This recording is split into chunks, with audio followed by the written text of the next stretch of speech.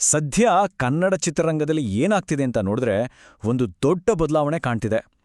ನಮ್ಮ top stars ಎಲ್ಲರೂ ತಾವು ನಡೀತಿದ್ದ ಹಳೇ ದಾರಿಯನ್ನ ಬಿಟ್ಟು ಹೊಸ ಸಾಹಸಗಳಿಗೆ ಕೈ ಹಾಕ್ತಿದ್ದಾರೆ. ಅವರ ಈ ನಡೆಗಳು ಸ್ಯಾಂಡಲ್ವುಡ್ನ ಭವಿಷ್ಯವನ್ನೇ ಬರೆಯುವುದು.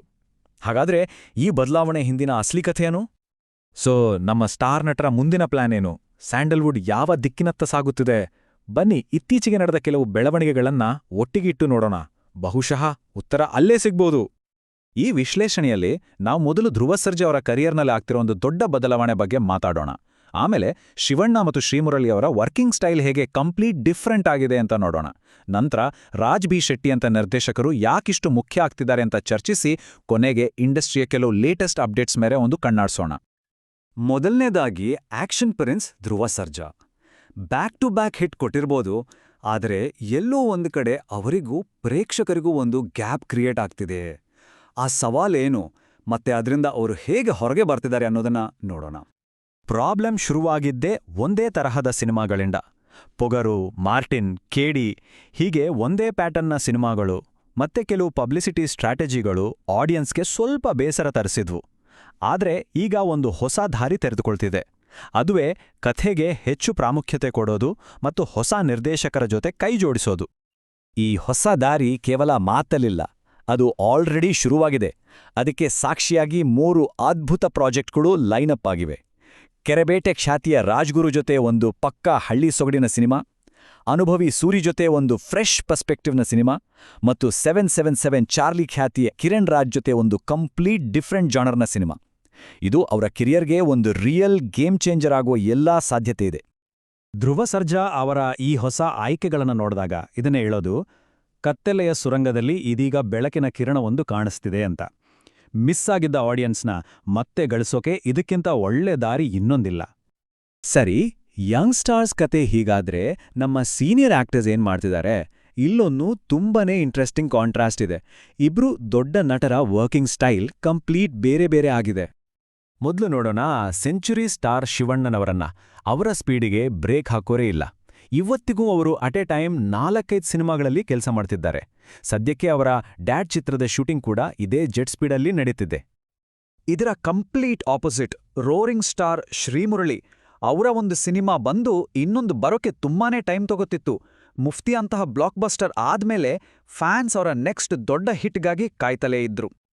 ಆದ್ರೆ ಆ ಕಾಯುವಿಕೆ ಈಗ ಮುಗಿದಿದೆ ಅನ್ನೋ ಹಾಗೆ ಶ್ರೀಮುರಳಿ ಈಗ ಫುಲ್ ಸ್ಪೀಡ್ನಲ್ಲಿದ್ದಾರೆ.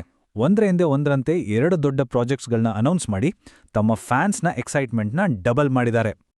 ಇವರ ಹೊಸ ಪ್ರಾಜೆಕ್ಟ್ಗಳು ಕೂಡ ಅಷ್ಟೇ ಇಂಟ್ರೆಸ್ಟಿಂಗ್ ಆಗಿವೆ. ಒಂದ್ ಕಡೆ ಶಿವಣ್ಣ ಡ್ಯಾಡ್ ಅನ್ನೋ ಎಮೋಷನಲ್ ಥ್ರಿಲ್ಲರ್ ಮಾಡ್ತಿದ್ರೆ, ಇನ್ನೊಂದ್ ಕಡೆ ಶ್ರೀಮುರಳಿ ಪರಾಕ್ ಮೂಲಕ ಹೊಸ ನಿರ್ದೇಶಕರಿಗೆ ಚಾನ್ಸ್ ಕೊಟ್ಟು ಉಗ್ರ ಯುದ್ಧಂ ಮೂಲಕ ಪೀರಿಯಡ್ ಆಕ್ಷನ್ ಜಾನರ್ಗೆ ಎಂಟ್ರಿ ಕೊಡ್ತಿದ್ದಾರೆ. ಇಬ್ರೂ ಸ್ಟಾರ್ಸ್ ಹೊಸದನ್ನ ಟ್ರೈ ಮಾಡ್ತಿದ್ದಾರೆ ಅನ್ನೋದು ಇದರಿಂದ ಸ್ಪಷ್ಟವಾಗುತ್ತೆ. ನಟರಷ್ಟೇ ಅಲ್ಲ, ಒಂದು ಸಿನಿಮಾದ ನಿಜವಾದ ಹೀರೋಗಳು ಡೈರೆಕ್ಟರ್ಸ್.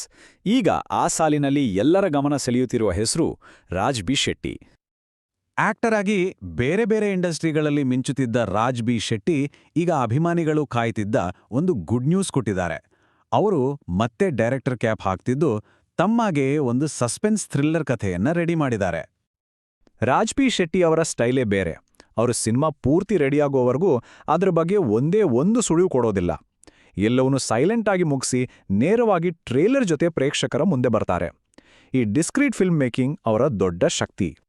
ಈ ದೊಡ್ಡ ಬದಲಾವಣೆಗಳ ಜೊತೆ ಇಂಡಸ್ಟ್ರಿಯಲ್ಲಿ ಇನ್ನೂ ಕೆಲವು ಸಣ್ಣ ಪುಟ್ಟ ಆದ್ರೆ ಇಂಪಾರ್ಟೆಂಟ್ ಡೆವಲಪ್ಮೆಂಟ್ಸ್ ನಡೀತಿದೆ. ಬನ್ನಿ ಈಗ ಇಂಡಸ್ಟ್ರಿಯ ಬೇರೆ ಕೆಲವು ಇಂಟ್ರೆಸ್ಟಿಂಗ್ ಅಪ್ಡೇಟ್ಸ್ ಕಡೆ ಒಂದು ರೌಂಡ್ಸ್ ಹಾಕೋಣ.